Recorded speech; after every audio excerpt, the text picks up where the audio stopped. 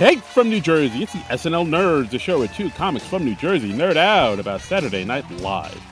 I'm your co-host, Darren Patterson. And I'm your co-host, John Trumbull. How are you, John Trumbull? Oh, been better, but, getting through it. How about you?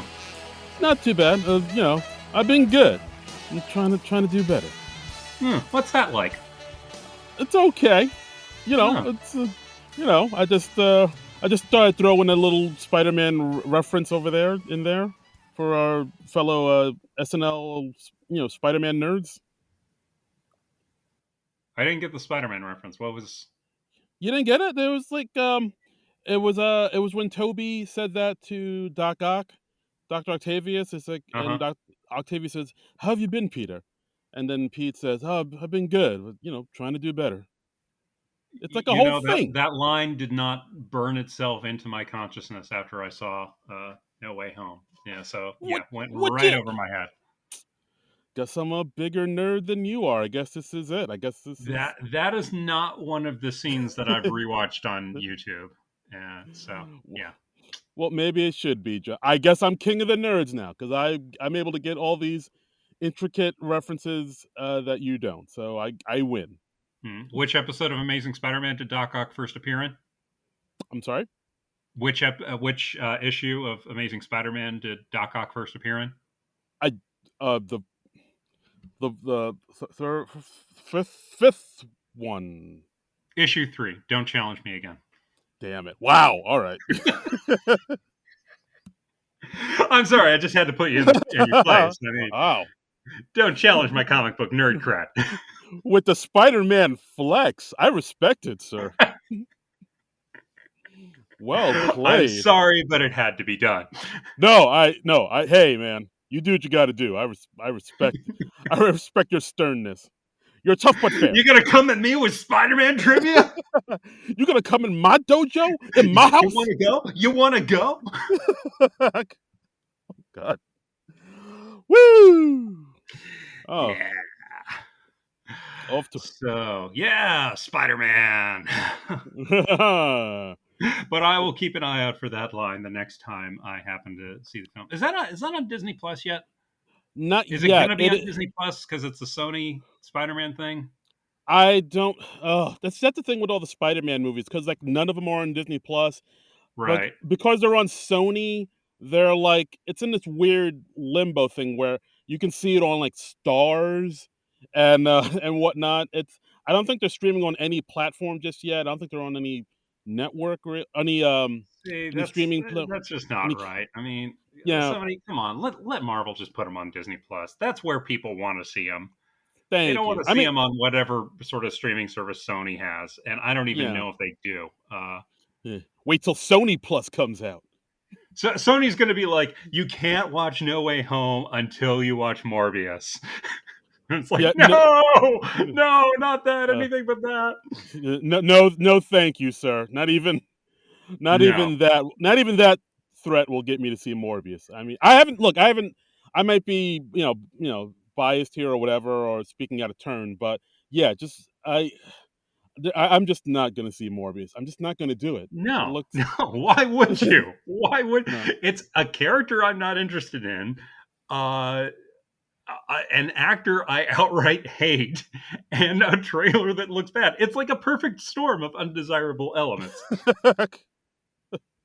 How else can we get John Trumbull to not see this movie? I know. If you created a movie in a lab that I did not want to see, Morbius would be very close to it. Can we put Keaton in this movie?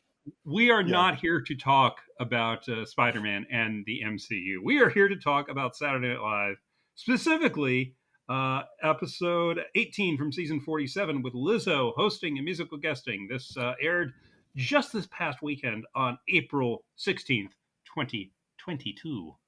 Lizzo doing the old double duty, guesting and musicking. Can she do it? Fun when they bring back a recent musical guest to host and also be the musical guest on the show, because you're like, oh, well, I guess they hit it off with the SNL people when they were there before, and they like that person.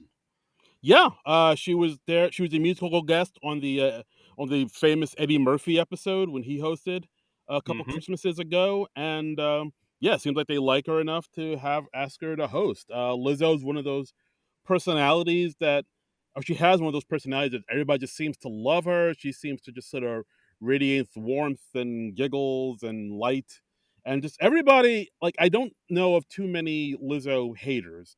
I mean, and those who are like kind of, you know, horrible dudes that are like, oh, she's fat, and just like, oh, it's just like, dude, you're gross. But like, Yeah. yeah, she's just one of those people. Like, once you hear her talk and, see her, her presence on social media and whatnot, you just can't help but like her. I tell you, I gotta get me one of them those what do you call them, personalities. I Yeah, hear they're good. they're not bad, man. They're not bad. They're They're not good. I'm gonna look into getting one of those. If I can well, find I one mean, for a decent price, I'm gonna snap that personality up. your birthday's coming up, so I know what I'm getting you. It is. It is. Yeah, August 1st, people. That's Uh, right. so yeah. So should we get into it? Let's get into it. Let's do this. Let's get into it. Okay. Well, we start out with Easter Wishes Cold Open with a message from the Easter Bunny, as played by Bowen Yang in a bunny suit. Yes, this one was written by Mike DeCenzo, James Austin Johnson, and Colin Jost. And this is another, yet another rapid fire cold open thing where it's just we're going to do a lot of topical and vaguely topical stuff. We're going to have Kate McKinnon as Dr. Anthony Fauci. We're going to have Cecily as Marjorie Taylor Greene. We're going to have Chris Redd as Eric Adams. We're going to have Mikey Day as Elon Musk talking about buying Easter. We're going to have Chloe Feynman as Britney Spears. We're going to have Kyle Mooney as Jared Leto. We're going to have James Austin Johnson appearing as Trump. What's the connection between all these things? There isn't one. But we're going to throw them all into a sketch anyway. Connection? What? Where we're going, we don't need connections. Yeah, you do, SNL. Yeah, you do. Yeah. Um, I don't know. What do you think of it? I thought I it. Mm, I feel like at this point I feel like a broken record talking about SNL's cold opens because it's the usual thing that they do. It's they throw all these unrelated things in together. It's longer than it needs to be. It goes on for 7 or 8 minutes, and it's just ugh. So this didn't do much of anything for me. I didn't think this was getting the show off to a strong start. yeah. I'll echo those same sentiments. Yeah. So basically, it's them giving their Easter wishes, which I guess is the connection. Was that the connecting thread? I okay. That's what they said. No, I'll. It's a thin connection. It's a thin thread. I will give you that. But that Yeah, was the connection. Yeah, it's like Elon Musk making jokes about wanting to buy Easter, and yeah. Mikey Day Is kind of. Britney Spears having a baby in real life? By the way. Yes, she is with child. Oh, okay. I hadn't heard that. Yeah, Chloe Feynman mentioned that, and I was like, wait, is she really having a baby? Okay. Um, Yeah, I did notice how, like, when they brought her out as Britney, I think they put her in there because they knew their audience. Because, like, I mean, I'll jump ahead a little bit. It seems like the audience is really hot, and they're really like huge fans of Lizzo. So I guess well, they sure. figure, Yeah. well, yeah, no, it seemed like the whole audience was just Lizzo fans. Like, even, we'll hop ahead a little to the monologue when Lizzo says some of her lines from one of her songs. The audience just finishes it, like, call and response style. So I think they Well, I knew mean that. that's yeah. When somebody who has like a real rabid fan base like her, or like when One Direction was on, I remember that, or BTS, you can hear it in the crowd, and they're all hyped to see that person. So that doesn't surprise me. Right. So I figured they knew that, so they're like, "Oh, okay, Lizzo fans are going to be here, so we need to put in like a whole bunch of like pop culture references and stuff that, the young people like Britney Spears is trending. Let's make a TikTok sketch and Hmm. so on and so forth." So I think they, because like I did notice when they introduced Chloe as Britney Spears, she got like an applause break. So I was like, it's interesting. Okay. And, and meanwhile, Yeah. like when And nothing for Anthony Fauci and Marjorie Taylor Greene. Right, and James Austin Johnson as Trump again. Like they didn't, they were just like, oh, it's. he's doing this again. Okay. Yeah, I just like when they bring on Trump now, I'm just like, really? Do we need to? I mean, it's James Johnson does a great impression as Trump, and I like the line of him talking about complaining that Captain Crunch was rude to him at Count Chocula's 500th birthday party. That was funny, but it's like, is there any reason to bring Trump on? Did he do anything particularly heinous or notable this week? I don't think so. No, he didn't. But they just it's one of those things where they're like, he has this great impression and we need to showcase it all the time. But Well, I'll, then you I'll should have had him on the show 4 years ago. you well, know, that's you when can't Al make up for lost time because the dude's not in office anymore. Yeah, I know, but it's like I mean, it's I mean, we just saw his Trump impression on the Gerard Carmichael episode, and that was like 2 weeks ago, Yeah, and like they're bringing him back, and like it does feel like a little shoehorned in at this point. This it Trump felt a impression, lot shoehorned in. I mean, yeah, you could have him on as Trump like maybe once a month, and I don't think that's pushing it too much. More than that, though, it feels very gratuitous. yeah, Like have him. He does a strong Biden impression, and Biden's the guy who's actually in office and in the news more. So right. let's do that. He was Biden last week, so that's Yeah, something. yeah, So now, and that's yeah. weird too, because this is James Austin Johnson was one of the writers on this. So like part of me was thinking, Mhm. well, why doesn't he do like another impression other than the Trump impression? Because Yeah, I mean, he's a very versatile impressionist. So yeah, like what I, else you I got don't. there, fella? But I'm just really sick of cold opens like this, and I hope they work on this for next season. I mean, I know at this point it's too late in the season, so I'm just like throwing up my hands, and I'm like, well, this is what it is. This is what they do for cold opens. It's like we don't have any ideas, so let's do every idea. Yeah, like everybody just does an impression. Chris Red doing his Eric Adams impression that people liked. Yeah, There's a lot of Chris Red in this episode and the past few episodes. I think Chris Red is like on the rise. I've noticed. yeah, yeah. Um, Yeah, and it's just like, all right, But these impressions are okay, but we've kind of seen them before. I will admit, Kyle Mooney as Jesus. Oh no, I'm just kidding. It's Jared Leto. Did give me a little bit of a chuckle, just because yeah, he said, "Oh, he's all about spreading the love." So hey, if you want to go out there, if you're one of the people that want to out there and see Morbius, just please don't review it.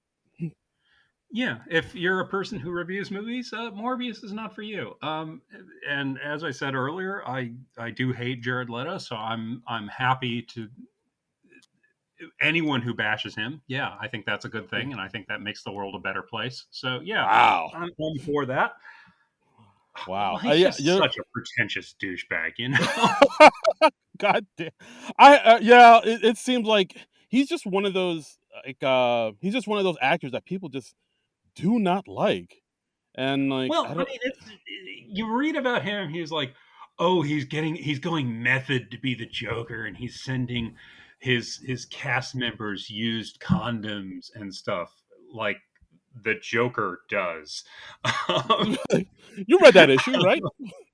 yeah, and like Yeah. he sent the Suicide Squad cast a dead rat or something, and then you hear about all this for months, and then you see the movie and he's awful in it, and it's like, so why did you do all that crap? Yeah, this wasn't like I mean I get it when people are method and, they do stuff that really hmm kind of messes with their own mind, like, when Yeah, people said about Heath Ledger and or like people Like, when do stuff to their own bodies, but like when you're I, doing I, stuff to I other people. yeah, and that's just being an asshole. And Yeah. I can't remember who said this, but I was watching this, one of those actors on actors conversations on YouTube because I'm cultured, Yeah. and and one of the people made what I thought was an excellent point. I wish I could remember who it was that said this. They were like, why is it that people only go method when they're playing assholes? You never hear about like somebody playing like, oh, he's a wonderful person, so he's like donating to charities as part of his method acting. You never hear about that. It's always just like, oh no, he's so deep into. So That's a it's just stupid. that's a solid point. Yeah, Yeah, it just sounds like I really want to be an asshole to people, so I'll just tell them I'm being method, and they that way they can't get mad at me. exactly, exactly. It's just, yeah, just act. Yeah, just lights, camera, act. Just act. Just freaking act. Just Yeah. be annoying when the cameras are on, and then just, yeah, you're an adult. You can turn it on and Yeah. off. Yeah, just do your make believe when the cameras roll there, clown. Like Daniel Day Lewis can do it. Everybody else, no. Okay, Exactly. Daniel Day Manure Lewis Man. should be the only method actor. He's it. I'm putting my foot down. Wow. Your left foot. Everybody else just Hey. stop. Yeah, exactly. Anyway, I didn't think it was a good cold open, and it didn't get the show off to a good start. Same. It's pretty weak. All right, so moving on. Lizzo's monologue. Yeah, monologue written by Mike DeScenzo, Vanessa Jackson, Lizzo herself, and Jake Nordwind. Mm. Yeah, Lizzo comes out, sparkly blue outfit, looking like like a big old like a pom pom type of thing, or like one of those. I was thinking like a big blue bird, Mm, like Big Bird, but blue. right, or like Like one of the old. I think there's a blue Big Bird in Follow That Bird. Oh god, that scene was heartbreaking. I still remember seeing that as a kid, and it just like traumatized me. Oof. Um, b- but yeah, she Well, comes out like yeah. one of the old fry guys from the McDonald's commercials, and Oh, I yeah, she like just that. Yes, right. yes. I remember the Remember, Fry Guys. remember the fry guys? This- I miss the Fry Guys. They should bring the Fry Guys back. I miss the Fry Guys. I miss Grimace. I miss the Hamburglar. Oh yeah, we miss them all. We miss that little early bird that was there for McDonald's morning I could breakfast. take or leave the early bird, but yeah, Uh, the other we need the old McDonald's mascots back. Ronald just isn't Yeah, enough, and you hardly Mayor even Mc. see Ronald anymore. Yeah, where's Mayor McCheese? Did he get out of politics? We need Mary McCheese. Yeah, was he indicted for something? What happened to Mayor Oh, McCheese? oh, you didn't hear about the scandal? I did not. Oh no! Who Oh, did they catch Mayor McCheese with? Is oh, this you. going to like shatter my admiration for Mayor McCheese? Uh, he was with the Wendy's girl. She's Oh underage. no! It Oh was a no! Was he whole. taking kickbacks? What? Oh no! It Oh, was a whole Mayor thing. McCheese. At Say it you, ain't Mayor so. McCheese. God, this is just politics is a dirty Anyway, business. Lizzo came out and she said she's going to break the record for how many times "bitch" is said on live TV. Admirable goal. Absolutely. Her mom is in the audience. Gives a shout out to her Hmm. mom. That was sweet. Yep. Um, and again, like I really thought, not I really thought, but it was like a lot of the people in the audience were straight up Lizzo fans. You could tell Hmm. because she was making references to things that she's talked about online, like her adoration and love for Chris Evans, about the Hmm. rumor about her getting pregnant by Chris Evans. It's like I said before, where she said some lines from her song. I just took a DNA test. Turns out I'm 100% that bitch. Right. Like the audience finished it for her. Like the audience came to play. Like they came to see Lizzo, and they were just ready to support whatever Lizzo did on the show. Big It, Lizzo it was heads in the Yes, audience is what you're saying. Lizzoholics, Lizzo Lizzoholics. Yeah. Lizzo And maniacs. I don't know. yeah, I don't know. Lizzo stands. Yeah. Yeah. So Uh, this was decent. It was fine. I mean, didn't blow me away, but it was fine. And she's got an infectious enthusiasm, which is nice to see.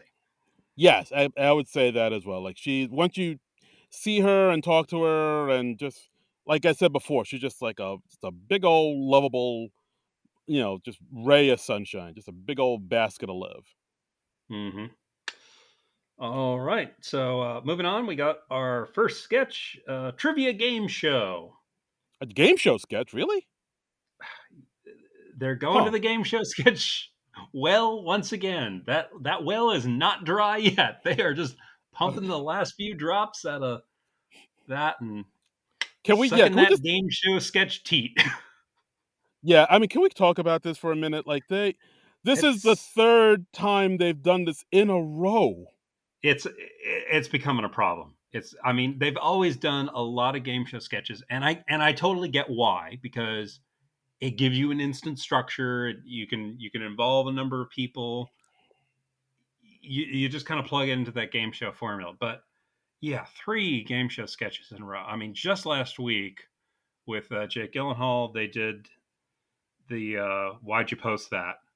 Why'd you like And it? again, and it's early in the show. It's like whenever they have a game show sketch, it's like the first sketch out of the gate because they're always just like, "Ooh, game show sketch." Yeah, and It's on the Gerard Carmichael show, they had "Is My Brain Okay?" which was, like you said, the very first sketch after the monologue. yeah, And it's like I as soon as I it's saw that, as soon as I saw this, them setting up for it, I was like, "Really? We're doing this it's again?" it's a little too formulaic. And SNL. I mean, it is a formulaic show, and it has a definite structure. You do the cold open, you do the monologue, you have a few sketches, you have a pre-tape, and then you have the musical guest, and then you have weekend update. That's fine, but it's like you should vary up the content of the sketches more. Yeah, this is So it's like I said, like, as soon as I saw them and, like, I'll admit, sometimes they do work, like, some of them are like, "Why'd you yeah, post it?" I'm on the record saying I liked it.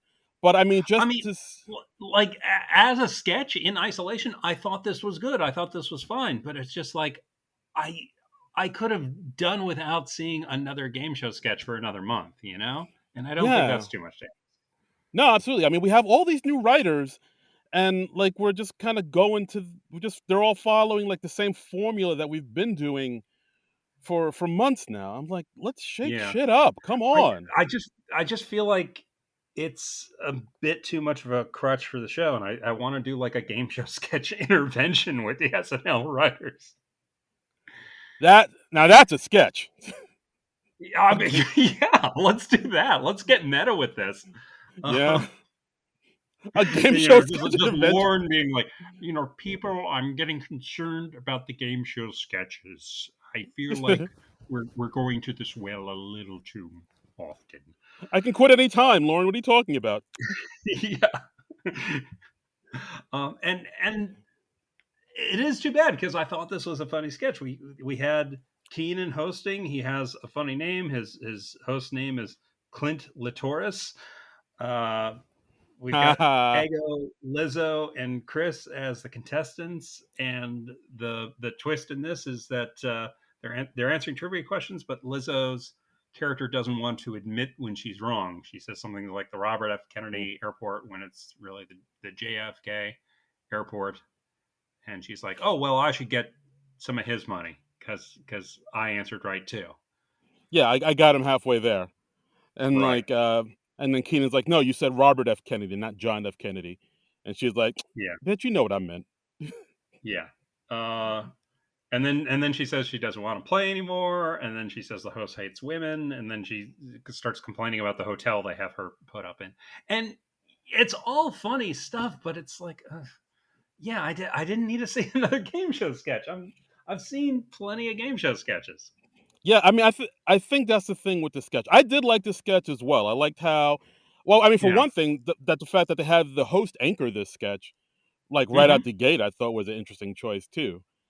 That's Um, nice to see. Yeah. yeah, yeah, and, like, I do like the fact that it kinda starts off with Lizzo being the crazy one and, the host Keenan being the sane one, but as the sketch goes on, like, the other contestants become as crazy as Lizzo and start agreeing with her about, like, Keenan being a gaslighting and being a narcissist Yeah. and stuff like that. I Like, I mean, like if I just watched this in isolation, it would have been fine. But coming on top of all the other game show sketches they've done lately, I was just, yeah, yeah, I think that's the thing, like, it is a good sketch, but the fact that it's our 3rd game show sketch in a row takes away points because it's like, yeah, they're doing this again. Also, the hmm sketch was written by, Rosebud Baker and Michael Che. yeah. So But yeah, so I mean, off to a okay start, I'll say. Like if I I did enjoy the sketch. I did think it was funny. I thought Lizzo, Yeah, I held it down, as kids say. I mean it's definitely a better sketch than the cold open, which was just had Yeah, no real reason to exist. but, but yeah, absolutely. I'm not feeling great about the show at this point. You know, they've done better and they are capable of doing better. Yeah, but I mean, well, Um, I will say the audience is loving it. The audience is really mhm, hot this episode. yeah, yeah. So next we had, again like the SNL formula, uh, we do a first sketch. We're doing a pre-tape now, Yes, right. and we don't have Pete Davidson there this week to rap a song, so we're doing we're doing a TikTok sketch with just uh, somebody scrolling through TikTok when they're supposed to be studying.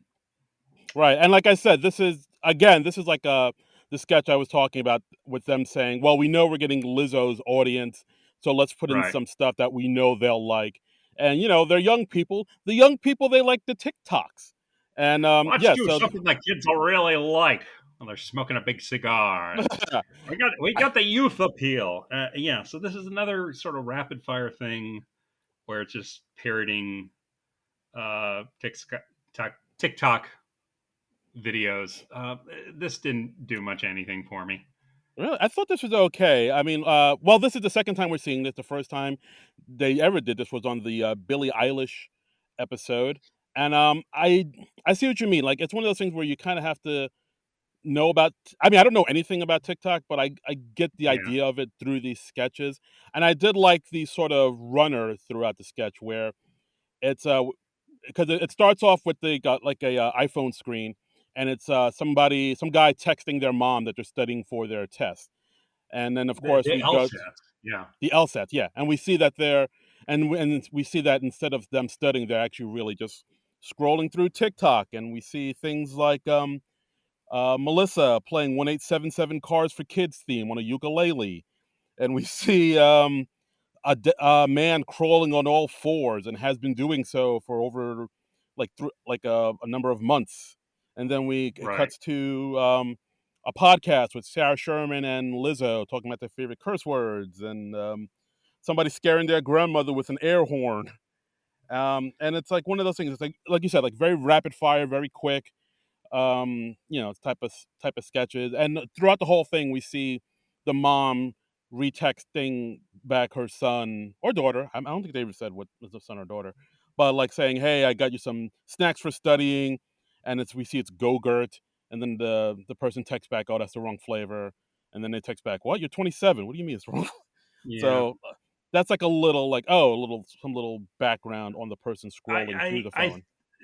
Yeah, like I said, this didn't do much of anything for me. I liked there was a moment towards the end when they cut back to uh, Sarah Sherman hosting the podcast where she's laughing and then she starts eating her microphone. That was such a weird, absurd touch. I like that. That was just a funny visual. Yeah, But other that than was that, funny. Yeah. I was like, you can take this. Oh wow. This Yeah, didn't do anything for me.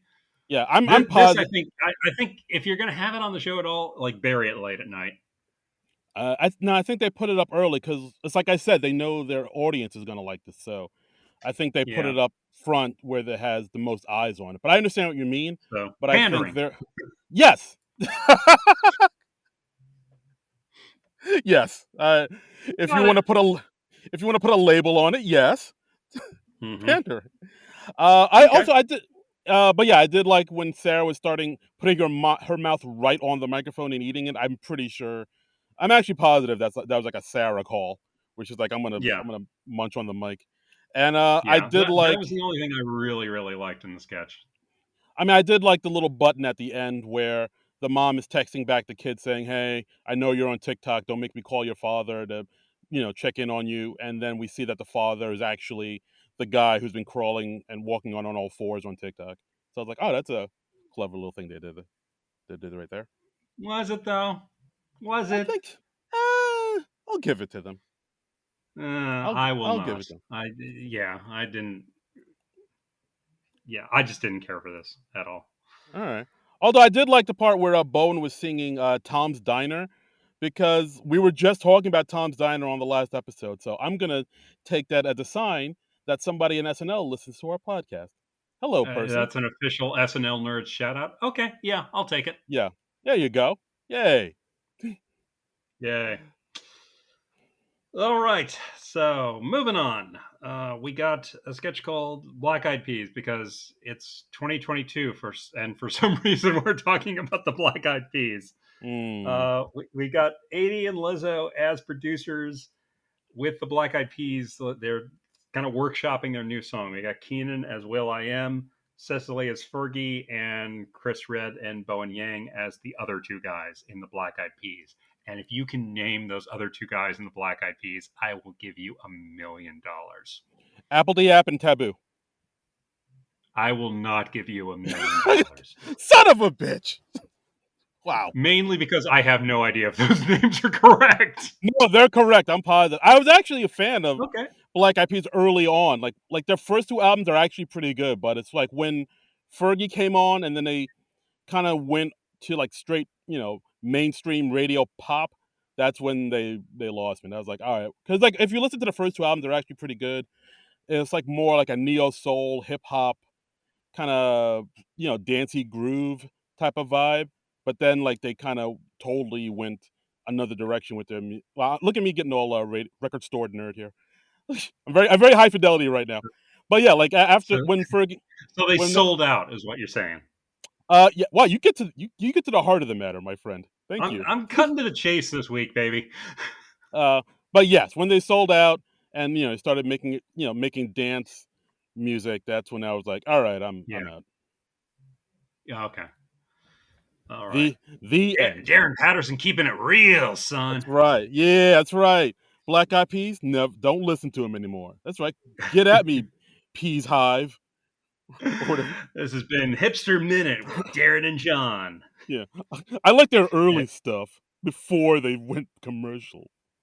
You know what I just realized this week is, since you're Darren, I'm John. We could be nicknamed DJ. Oh shit, dude, that is pretty crazy.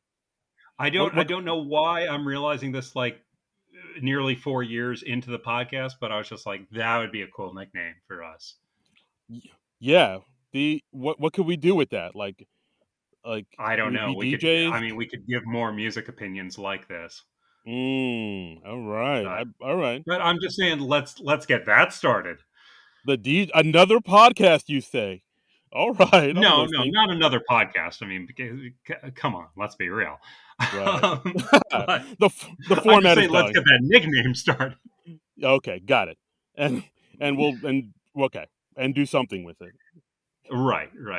Okay. So, but the joke here is that, well, I guess that the Black Eyed Peas aren't very bright, and they're like singing their new song, and they're just kind of singing nonsense words, and they were like, no, you're singing the lyrics to just describe the beat of the track. We wanted you to write actual words.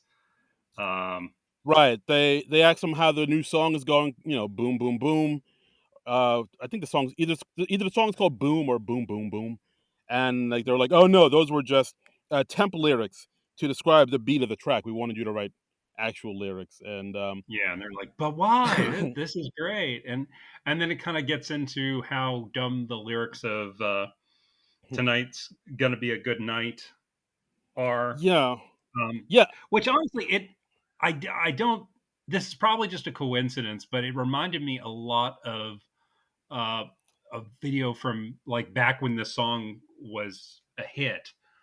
There was a feature that would run on uh, cracked.com a lot called Hate by Numbers. And the fellow who did that, and I'm blanking on his name right now. It'll come to me. But it was basically him just pointing out how dumb that song is, and I was like, yeah, I've seen this. I've seen this like 8 years ago. yeah. I Or, mean, yeah. I mean, there isn't much to the sketch. It's just them yeah, basically talking about like them saying, "Hey, remember the Black Eyed Peas? What's up? Why did those songs were weak? Why did we like them?" It had that vibe yeah, to it of them making fun of like these Black Eyed Peas songs, but everybody loved them when they came out. They were all like they were like the hottest thing for a while, but now that It they've kind of cooled off, it's everybody's like yeah. making fun of them. I was like, It just seems like a weird thing to do to like reach back to 2008 and just be like, "Yeah, these songs were dumb." Um, okay. yeah. I mean, Um, that's I another don't know thing. if that's a thing that needed to be said at this point. Yeah, I think that's another thing that is like another theme that happens throughout this episode where there's a lot of them, like a lot of nostalgia. I've noticed kind of throughout this episode where they're Hmm. just Yeah. kind of Yeah. leaning on references that kids today would get because like like when this song came out, a lot of the people who are Lizzo fans now in the audience were like probably teenagers or whatever. So they're like, oh yeah, I remember. Like it's like it's them more connecting to them knowing or remembering Black Eyed Peas than Yeah. to the sketch actually being funny. Honestly, like my main takeaway from this sketch was I really like 80 Bryant's wig. I was like, that's a really flattering hair color for 80 Bryant. She should adopt that look in life. Yes, girl, yes. Yeah, I Yeah, was just sometimes I just notice the wigs when the sketch isn't grabbing me. Sometimes I'm just like, that's a nice wig on that cast member. They should start looking like that for real. yeah, Um, do it, man. You hear that, so I 80? was Keep like, that. yeah, 80 Bryant with that sort of magenta red hair and the leather jacket. I was like, that looks good, girl. You should go with Yeah, that. 80. Hold on. When you leave the show, try to take that wig home. Hold on to that wig. Yeah, yeah, 100%, 100%. Go mug Uh, somebody in the hair department. this is a stick up. Yeah, Uh, but yeah, overall, I thought the sketch was pretty weak. It seems like at one point they were even trying to make a joke about their "Let's Get It Started" song, but yeah. it seems like the audience maybe didn't get it. It didn't hit because the original title of that song is "Let's." It's not started, but it's another Let's word that get our yeah, word. And then they yeah, changed that so that they could get more radio play because, exactly. as we said, sellouts. Um, Oh boy, you should have kept it real and kept the R word in that song. No, that's that's not a right. stance I'm taking. Oh god, you should have gone full. Or Yeah. Again, reaching uh, back to 2008. But man, there was a lot of R word stuff in pop culture in 2008. What's the deal with that? yeah, we try not to talk about that. That's like I'm sure like the last time it was widely, I don't want to say acceptable, but considered not horrible to say that word. I think so. Yeah, that was. Yeah. And It's then and then it seems like that year or soon after everyone sort of sobered up and was like, "Oh yeah, we shouldn't be saying that, should we? Yeah, that's a bad yeah, idea." it is. Like even if you watch like The Hangover, and Yeah. they drop that the F bomb, the derogatory term for a gay person, like Yeah. in the first 10 minutes of the movie. Oh I'm like, yeah, yeah. Paging Doctor F word. Yeah. yeah, I was like, whoa, you can't even get close to doing that nowadays. Yeah, and yeah.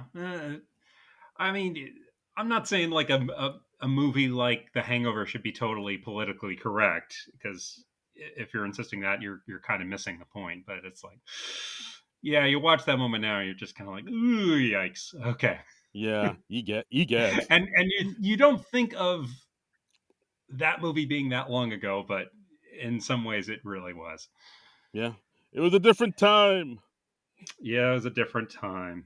In Mhm. 2008, we didn't know any better. Yeah, who knew? We didn't know anything. We didn't have your fancy iPhones. We were still working on blueberries or blackberries or whatever. Who knew? I mean, had we even elected Obama yet? I No, uh, 2000. Well, so we maybe we didn't did. know any better. Yeah, it was a different time. We It didn't was even a have different time. we still had dial up, We did we? can't be expected to. Yeah, I guess. Okay, Um, I just said that hoping it was true. yeah, let's say it was true. I don't feel like googling that right now. Done. All right, so should we move on? Let's move on. And yeah, Let's move on. speaking of nostalgia, let's talk about Six Yeah, Flags. again, cutting edge comedy, folks. I like this one. This was who wrote this one? I'm thinking this was a Mikey Day Streeter Seidel joint. No, no, no. This was a Really? Please Don't Destroy with Sarah Sherman, my friend.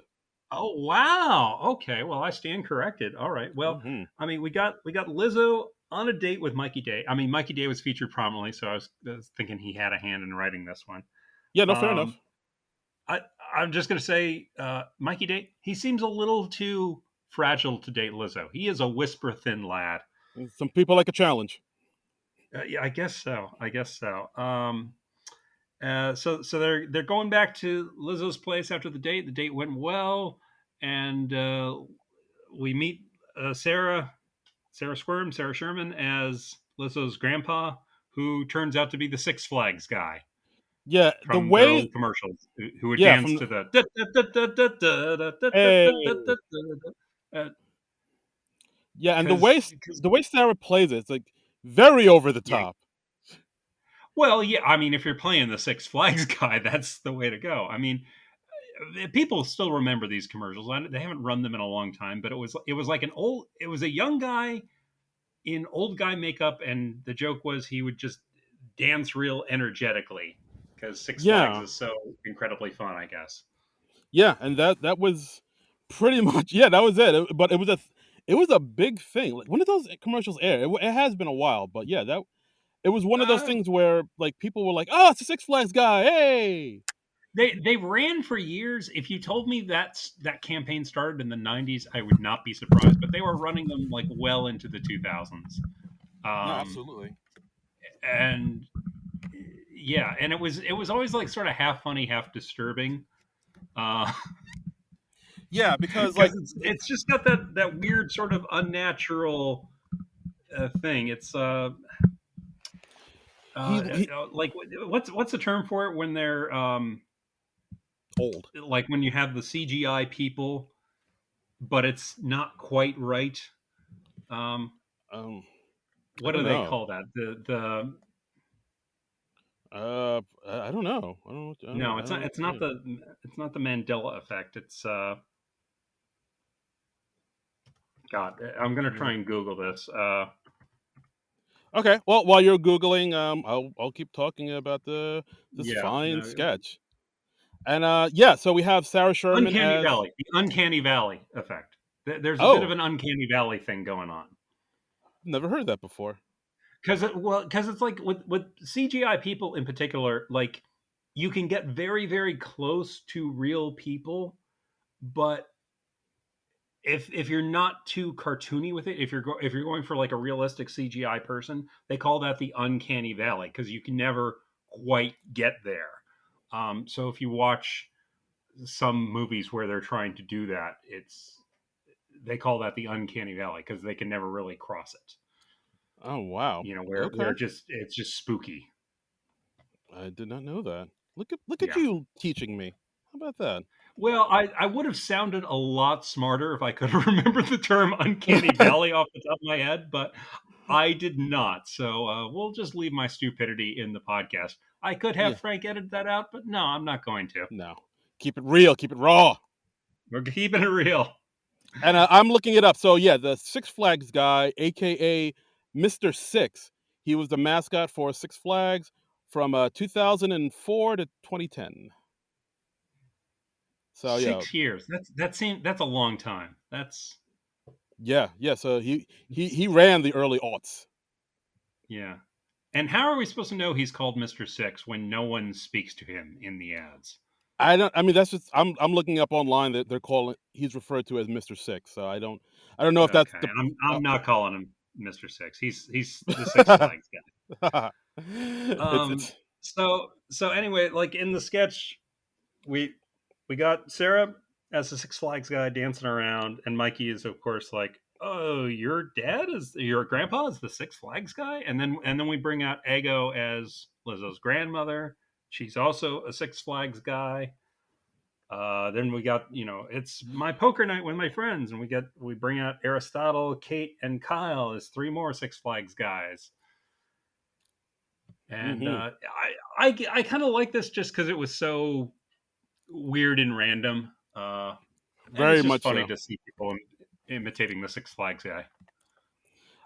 Yeah, I enjoyed that. I also like the sort of other jokes that Lizzo was making throughout the episode because like as all these Six Flags guys keep coming in, like they still try to have some intimate moments and try to get it on. And so Lizzo's like saying, "Hey, so are we gonna plow or nah?" And Uh-huh. and then I think Mikey said, "Well, I want to have sex with you, but I'm afraid of making it too much noise." And then Lizzo says, "Trust me, you're not gonna be able to make to make me make any noise." So it's like she throws in this line Yeah, where there were like these weird random shots at the sexual prowess of Mikey Day's character.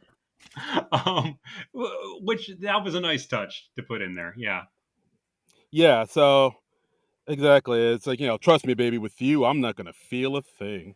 yeah, It's just a weird thing where it's like she's into having sex with him, knowing she's not gonna be fulfilled sexually. yeah. But somehow that's still a turn on for. Yeah. Yeah, I like this sketch. It was nicely absurd, and I enjoy that. Yeah, I would agree. This was a silly, goofy thing. Again, it's sort of, I mean, it does play on nostalgia a little bit, like the Black Eyed Hmm. Peas sketch, but I think unlike the Black Eyed Peas sketch, this kind of does something more with it, and like tells a little Yeah, bit of a more of a story, whereas the Black Eyed Peas sketch kind of pretty much completely leans on nostalgia and the fact that you need to remember all the Black Eyed Peas songs and whatnot. yeah, So yeah. I will say that. And also, it's nice just to see Aristotle Atari pop up, even in a bit part like this. He's still there. Hey, He's still there, damn it. he made it. He's All still right. there. He's still standing. Yeah. Stand strong, Aristotle. Stand strong. Oh, it's got to be so depressing when you're like on the show as a featured cast member, but you still don't have much to do in the show because it's just like, how do you kill time during airtime? It is What do you weird, but do? Are you just like playing go fish in your dressing room? What are you doing? I don't know. He's just on Twitter being like, "Hey, where's Aristotle? Where's Aristotle?" But I Yeah, mean, it yeah, is weird because like he came in with James Austin Johnson and Sarah Sherman, and both of them are seeing a significant amount more screen time than he is. So it's a bummer. yeah, I yeah. really wish he'd get on more. Yeah, it's always weird when a few people seem to get left by the wayside, and I hope that that doesn't happen to him because I want to see more of what he does. I just hope he gets more of a chance on the show. Absolutely, we stand by you, But we'll, Aristotle. but hey, we'll see. I mean, Andrew Dismukes, late in his first year, he finally had a breakout on Weekend Update, and that really seemed to secure his spot on the show. So maybe, hopefully, something like that will happen for Aristotle I as don't know, well. but I think he Um, had that. Like I think with the sketch, the Angelo sketch and the Laughing Tosh 3000, I thought both of those would have been enough to propel him to get more screen time, but it just hasn't. I don't understand why it hasn't. Like cuz both of those well, then things I got hit. nothing. Then all hope is lost. I don't know. I mean, I tried to explain it. You didn't like my explanation. You're like, no, he's already had a breakout. Well, okay. Okay. And that's the end of Maybe he that. needs a third. I don't know. Yeah. He needs to have a third home run. That's it. That's the ticket. Yeah, I don't know. Anything else to say about this one? No, I like this one. I thought it was pretty funny Yeah, and this was good. It was good stuff. absolutely. Next we have Please Don't Destroy returning with another fun pre-tape. This is called Lizzo Has Writer's Block, where it's just Please Don't Destroy guys. They're talking to Lizzo, and she's fine about hosting. She's stressed about being the musical guest, and she needs two new songs very Right. quickly because she has to go on in 10 minutes. Right. So she's Exactly. like, "Come on, guys, write a black woman anthem for me." And of course they're like, "Yeah, we can't do that. Can we write a white man anthem?" And then they immediately like, "Yeah, no, let's not do that. We shouldn't do that." Yeah, yeah. And then Andrew Dismukes is leaning in, and he's like, "Ready, Lizzo? We're ready for you now. And hey, we're gonna just so you know, we're gonna kill you if the songs aren't great."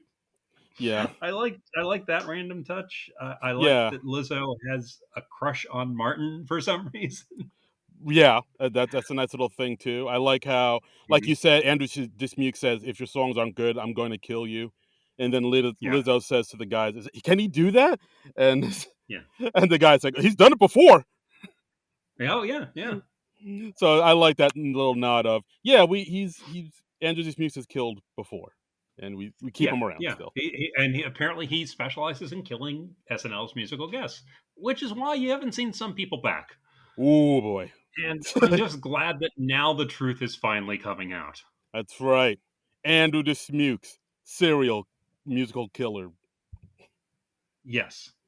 That's right. Nicely phrased. I wouldn't adjust the phrasing on that at all. Don't, please don't. Don't. Don't. I wouldn't want you to. Don't do it. Yeah, that was your uncanny valley moment. That's right. Uh, Bringing it back, ladies and gentlemen, bringing it back. so eventually they end up writing a song for Lizzo called "Horny Zookeeper," which fun song. Yeah, because like I think they want to throughout the sketch they want to pitch Lizzo a sketch idea, but she's more concerned about the songs. And so Hmm. at the very end, she says, "All right, just pitch me the sketch idea," and it's for horny zookeeper, zookeeper that's really horny, and that gives her the idea to come up with the song "Horny Yeah, Zookeeper." yeah. Cut to Lizzo dressed up as Brian Fellows, and all the "Please Don't Destroy" guys dressed as animals, and her humping on them. Hmm. So rapid fire absurdity. It's what the PDD guys do best. Yep, yep. I mean, this is one of the better "Please Don't Destroy" sketches. So I really like this. This might have been my favorite of the night. Ooh, okay. Fair Might have enough. been, might have been. I'll decide on the fly. I'll see if there's something I like better later on. Okay. There's one that I liked a little Um, bit more, but we'll get there. We'll see what we think. okay, well, Mhm. suspenseful and Mhm. foreshadowing. Yes. So speaking of Lizzo, she was also the musical guest in this episode. So consequently, she did some musical numbers. What? Yeah, I know, I know. She did her first number about damn time. I liked how she just introduced herself. She just said, "Ladies and gentlemen, me." Um, Yeah, I was wondering why they went that way. Like, could no one else do it, or is she just like, "Oh, let me do it. It'll be funny." I mean, usually when somebody's acting as the host and musical guest, they have like some cast members introduce them or something like that. I remember one time where it was just Justin Timberlake. He just said like, ladies and gentlemen, make some noise, and that was a fun way to start it up. But yeah, it's always interesting to see what they do when the host is their own musical guest. Yeah, I But think yeah, there I, was I once. like this number. I was like, this is a jam. I Yeah. thought "Please Don't Destroy" did a great job writing this song. They Mm. really came through for Lizzo. Yeah, I had no idea, but yeah, here we are. But yeah, about damn time. That, like I said, so I'd be very surprised if I don't hear the song playing throughout this summer. This is a strong contender for song of the summer. I think it's like It's a catchy song. Yes, this could be the song of the summer. I think it's we're declaring it now. We're calling it now on bam, April 17th. This is a song of the summer. boom, stamp it. Yep, Yeah, boom. SNL nerds approved. yeah, it's like a Song of very the summer. yeah, it has like a very catchy groove, very disco funk type of, Hmm. danceable, like nice little warm vibes. I like Yep, that Lizzo got some of her famous flute playing into this sketch. She plays like the bass yep, line. She plays the bass line to "Good Times" by Chic in there at one point, and yeah, this was a bop, as the kids say. yep. It was a bop. It was a jam. It was a catchy ditty. I mean, it's no Six Yeah. Flags song, but What is? what is? And What is? and her second song, "Special," which she does later on Mhm. the night, I thought was quite good too. This one is her mom introduces her. Introduces her mom, because her mom got a shout out during the monologue. So her mom Mhm, comes out and introduces her. She's like, "Ladies and gentlemen, my daughter Lizzo." Um, I didn't like this quite as much as the first number, but again, like lots of energy. mhm. You know, it was good. I enjoyed it. I enjoyed her musical segments. Same, same. Oh, two solid performances, I'll say. Yeah, and again, nice songwriting from Please Don't Destroy. I'd like to hear more of their songwriting efforts. Guy, I mean, please don't destroy, guys. I mean, your Grammys are in the mail after this Yes, comes out. I mean, it's yes, only a matter of yeah. time. They're actually taking away one of Jean Baptiste's Grammys and they're sending it to Please Don't Mm. Destroy, which I didn't even know you could do that. But Yeah, they're like, he's got five, he's not going to miss one. yeah. So Yeah, they can't make new ones. They have to like recycle the Grammys. Like, right, right. I mean, it's they're just going to like cross out John Baptiste's name on the engraving and then just scribble in "Please don't destroy" above that. But that's fine. It's still perfectly legal. yeah, if you look at those Grammys, you see all the other people that won that got their names scratched out. Like scratch out Yeah, Malcolm Moore, scratch out Paul Simon. You know, all of them. They that's what they did just with Milli Vanilli's Grammys. You know, mm. they just scratched out Milli Vanilli's names and then they gave them to whoever. Yep. I think that's literally what it says. It just says whoever, just not. They just put in not Milli Vanilli. Yeah. Insert name here. Yeah. They put one of those That's hello. right. I just criticized SNL for reaching back to 2008 for a sketch, but then I reached back to 1988 for a musical reference. We acknowledge the hypocrisy, people. We acknowledge We it. do. We do. But, hey, you get what you pay for. That's right. Oh shit. Yeah, that's fair. That's fair. Look, how much did you pay to listen to this podcast? Really? Right. Nothing Well, 99. Well, there you go. please contribute to our Patreon, though, by the way. Oh yes, please. At Yeah. non-productive.com. Yeah, non-productive.com. Yes, and you will get Mm-hmm. bonus content. We had some bonus content just last week. We might do some bonus content today. We'll see how it goes. Yeah, we'll see how this plays. Yeah, I mean, if we're still running hot at the end, Mm-hmm. we might record some of that sweet bonus content that you folks love so much. Yeah, we might. If we're still hot, or we just might fizzle out and barely make it to the finish line now. Let's find out together, Yeah, shall we? let's find out. I mean, it adds a nice element of suspense to the podcast, I find. Yes. Oh, I think so. So next we have Weekend Update starring Colin Jost and Michael Che. Hey. Che. What are we talking about on this update? Talked about Uh, how Biden's approval rating is down to 33%. That seems low. that seems way lower than I was actually surprised by that. I was like, wow, that's way lower than Yeah, I last I thought heard it it was would. somewhere in the 40s. And Yeah. Yeah. I So we don't get know. some. I don't entirely get that. I don't get what he's doing that's supposed to be so horrible, but okay. I don't know. People are dumb. Yeah, Uh, I mean, I know part of that is just because like we're just so divided as a nation right now. So it's like you're the people from the other party are always going to hate whoever is in power, and I get that. I mean, right. it's not great, but I get what that is. But Yeah. yeah, I mean, it's probably. I mean, people. I think because of inflation, like the prices of a lot of things have gone pretty high lately. Price of this is gas. true. Yeah, yeah. The war in Ukraine don't help. There's like all these things, and people just blame it Yeah, on the president. Is like all these things are happening. It's your fault. I don't like you anymore. yeah, that's the thing. I mean, yeah, people they always have the tendency to blame the president for stuff, even if it's stuff that the president doesn't strictly have power to do. And yeah, I mean, the president does have power. This is becoming just a serious political discussion now. Yeah. Oh yeah. This Yeah, turned to crossfire all of a sudden.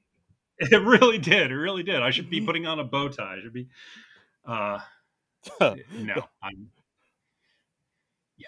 No. Do Um, yeah. Do not. Do let's not see. put on that bow tie. I will not. I will not. Tucker Carlson has ruined those for everyone. Hmm. Um, I wrote down in my notes ghost gun regulations, but I didn't write down any joke on that. So I don't know why I wrote down ghost gun regulations. Do you have anything on Oh ghost gun regulations, Darren? yeah. Yeah. Basically, it was about Biden and ghost guns regulation. Then Chase said, "Well, while I'm not for or against ghost gun regulations. I mean, come on. Sometimes, I mean, if there's something strange in your neighborhood, you know, Oh, yes. the, Yeah. the, yeah, exactly. They put in There a we go. Little Ghostbusters Little jokers. Ghostbuster reference. Well, that's cute. Okay. Yeah, I liked. They joked about because Elon Musk apparently this week he offered to buy Twitter. So Colin just says, Twitter, it used to be something that seemed important and fun, and now it's confusing and depressing. It's like the Giuliani of apps. And then they showed a photo of Rudy Giuliani with the hair dye running down his cheek. fair enough. I honestly thought in the lead up he was going to like compare it to SNL. Oh shit, that would have been better. I think that would have been better. But the Oh Giuliani punchline is good too. I yeah, mean, it's low hanging fruit at this point, but because again, yeah, did Giuliani do anything in the news this week? I mean, hey, I'm all for making fun of Giuliani, but yeah. He's not really. I don't know. I don't know where he is. I don't know what he's up to. Who knows? He's just yeah. roaming the earth like Kane in Kung Fu. There was a really stupid joke, but God help me, it made me laugh. Colin was talking about there was apparently a man who somehow got a small dumbbell stuck up his anus. And he said the doctors pulled it out, and then the man immediately put it back in his anus and said, "That's too." I, it's a dumb joke, but God help me, I laughed. It's a So yeah. It's fine. I There's was no like, I shame in didn't that. see that coming. That's a solid joke. I like the concept of he was doing reps. Yeah, you gotta. Do you have another way to work at Uranus? That's all. I mean, That's all I because gotta say. it's all about the repetition. That's right.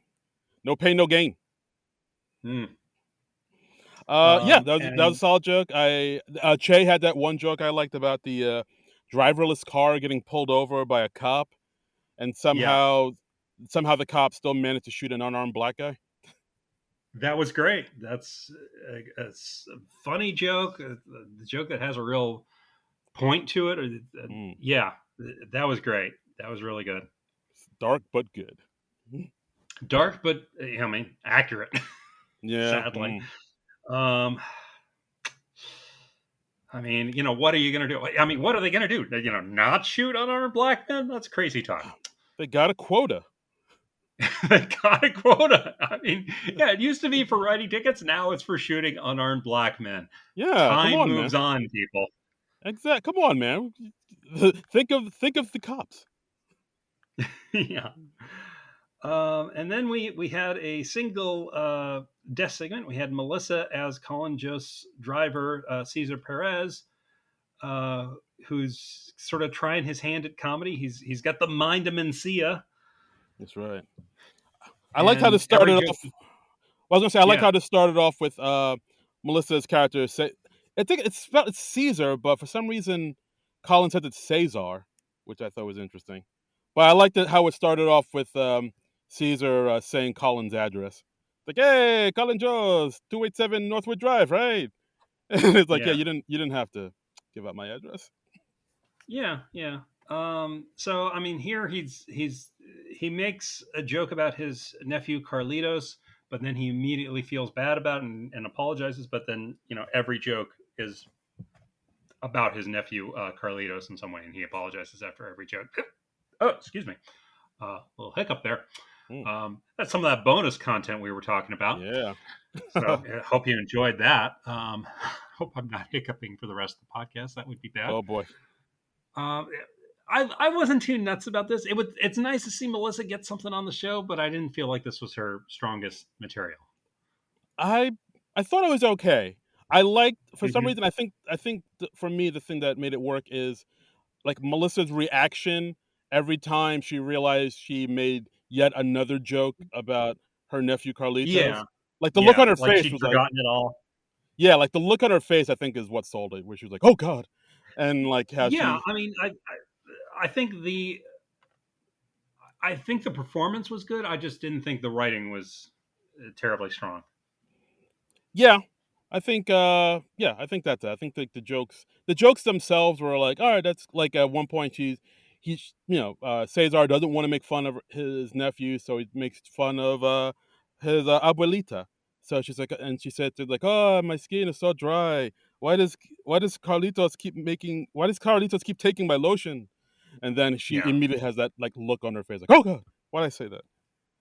Yeah. So and like and he and Caesar looks into the camera, giving an honest apology, saying, "Hey man, you can be a gross little nerd your whole life. It's okay, man." Yeah. So I like the performance better than the jokes. I think that's Yeah. Yeah. what sold it Same. for me. Same. But So, yeah, and I mean, I think that was pretty much it for update, right? Or any other notable moments? no, that was pretty much it. It was a pretty quick, short update, and of course, Yeah. like as they always do when somebody from SNL passes away, we get a title card from about the late great Gilbert Gottfried, who passed away this week. Yeah, that was a shock this week. Yeah, they announced his passing on Wednesday, and he apparently been battling, I believe it was muscular dystrophy, for some time. Right, like he had some red. I didn't even know he was sick. I don't think anybody knew. This is like Yeah. Norm all over again. Like no one knew he was battling this disease, and he Hmm. just passed away so suddenly. Um, yeah, I mean, Yeah. should we get? Do you want to talk about it a little bit about Gilbert? Well, I mean, I think it's probably not commonly known that Gilbert Gottfried was an SNL cast member for a brief period of time. He was part of the first group that came in after the original cast all left. So he was on season 6 of SNL. The Gene, how do you pronounce her last name? Do you Domanian. mean? Yes, that's it. Okay. So he was part of that era of SNL, which is not one of the show's highlights. And yeah,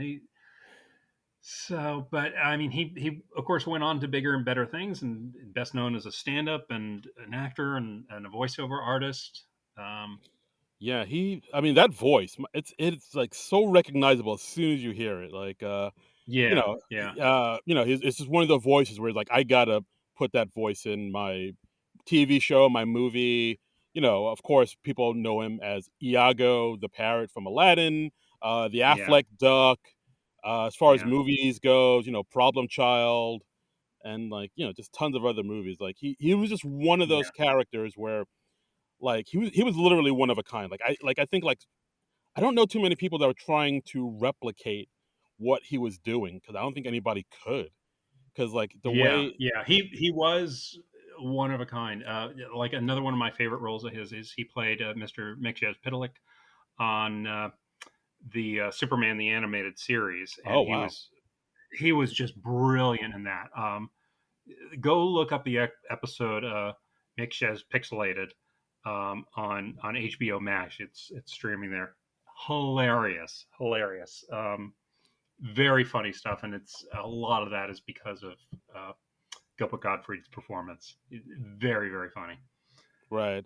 But yeah, So, we lost him this week. He will be missed, and we'll give you guys a little peek behind the curtain. Next episode, we're gonna give him his due. We're gonna have a whole mhm. Gilbert Gottfried episode dedicated to the man, the myth, the legend, the voice, Mr. Gilbert Gottfried. Yeah, there was a documentary about him made in 2017, just called Gilbert. So we're going to watch that next week. We're going to have a special guest for that, who knew and worked with Gilbert Gottfried. So yeah, we're looking forward to that. We're looking forward to celebrating the life of Gilbert. Right, and yeah, and then also again, like if you didn't know that he was on SNL, like I highly recommend look more into it because like there are a few SNL Gilbert Godfrey sketches on YouTube that not too many, it's like maybe like 3 or 4, but you can give them a look see and see what it was all about.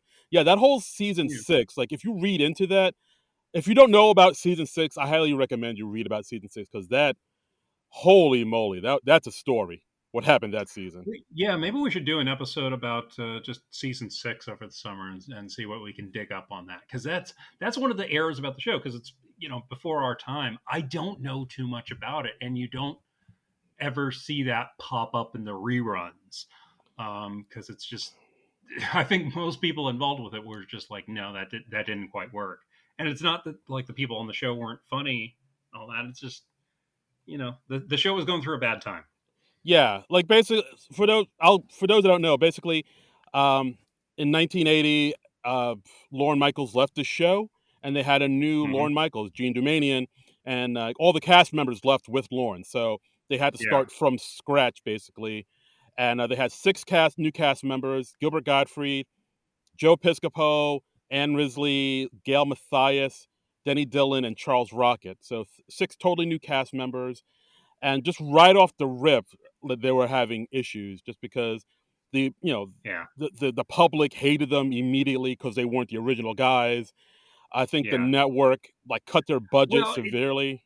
it's like I actually listened to an interview with Gilbert a few years ago, and he talked briefly about his time on SNL, and he said like his big takeaway from that was like you don't want to be the first person to replace somebody. You know, it's like George Lazenby playing James Bond Mm, because like he had to immediately follow Sean Connery, the guy who started it all, and people are really going to be resistant to that change. You know, now it's like they bring in new cast members, and that's part of what SNL is now. Then it was like, oh, we're replacing your favorite people on your favorite show, and right. it's just kind of a no-win scenario. Yeah, I think like nowadays they sort of keep in the old guard and slowly start bringing in new people, Right. and Yeah. I think that's a better way of doing it rather than just like just clean slating it and just getting rid of all the cast members from one cast and putting in totally new people because it's Right. very Right. And jarring for the even audience. like the few times that Lauren has done close to a clean sweep. He's kept a few people on from the previous cast. Like when he did in like 1985, he kept John Lovitz and Nora Dunn and Dennis Miller. And when he did it again in the 90s, he kept David Spade, Tim Meadows, and a couple other people around. Norm Macdonald stuck around. Right. Um, so yeah, Yeah, you got it's like really tough when you're doing a clean sweep.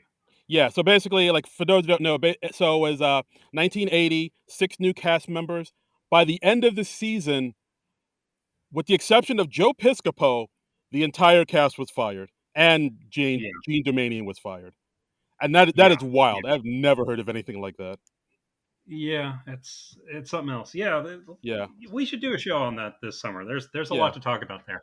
right. Oh, But and also, anyway, let's. but yeah, Joe Piscopo and also Eddie Murphy stayed, and because Eddie Murphy was a featured player at the time, but he got bumped up to Right, second floor. he came in towards the end of the season Yeah. somewhere. Yeah, It was apparent, like, he was like, "No, you keep this kid. He's fucking hilarious. He's the one yeah. thing we got going for us right now." So and he very nearly did not get on the show. Gene Domanian apparently did not want Eddie Murphy on the show. Which Oh, think about that. it's very telling, You very know, telling. she looked at like young 19-year-old Eddie Murphy and was like, "Nah, yeah, I don't think there's anything there." Don't see it. But anyway, enough about it, the SNL of the past. We're gonna finish talking about this show, and our next sketch is Throne Room. Throne Room. So, who wrote this one, Darren? Do we have This was, writing credit for this? Mikey Day, Streeter Seidel, Brian Tucker. Nice. Okay, that's murderer's row there of writing talent. This is Wow. taking place in the Kingdom of Jeddah in 2000 BC. Cecily and Bowen are party planners for a debauched party like you've seen in a million type of movies. We got, and they're just kind of going through everybody. Keenan's the snake guy who's just going to wander through the party with a giant boa constrictor and just put the snake in people's faces. Right. We have Lizzo as the sensuous woman and Andrew Dismukes as her tender boy. And yeah, we get a Yes. scene. We get a part where Lizzo is actually spanking Dismukes. So for those of you, if Yeah. that's your kink, you're in luck because we have that Yeah, here for you. if you had Lizzo's spanking Andrew Dismukes on your SNL bingo card, congratulations. Hmm. Uh, we Collect your have prize. Mikey as the fire guy. I like the voice he had for this character, where he was just sort of like prissy, I guess, but he was like no, I'm gonna get demonic during. Yeah. I like the switch between those two aspects of his character. Right. Um, Yeah, we had 80 as the old woman caked in makeup with rotten teeth. We had mhm. Aristotle as the guy playing loud, abrasive music. Uh, right. Chris Red as the man fanning people with a huge feather, with yeah, also has a large erect dong. And yeah. We had Alex and two of the ladies, they were going to be like the orgy people, and they were Right. saying like, ideally we want this to look like one big undulating mass of skin and hair and fluids, which that's kind of a coincidence because that is my goal for each and every episode of this podcast. Oh wow. Yeah. I'm not Okay. saying I've ever achieved that goal, but I mean, that's what I'm going for. We'll get there one day. Don't you worry, bud. We'll get We'll there get there. one day. I mean, maybe for episode 200. I mean, fingers crossed. Yeah, fingers crossed. Fingers and other things crossed. All sorts of appendages are crossed. Hey now. Um, we have Kate as a woman making out with a goat. So Kate McKinnon actually has to put a little baby carrot in her mouth so that the goat looks like she's Frenching a goat.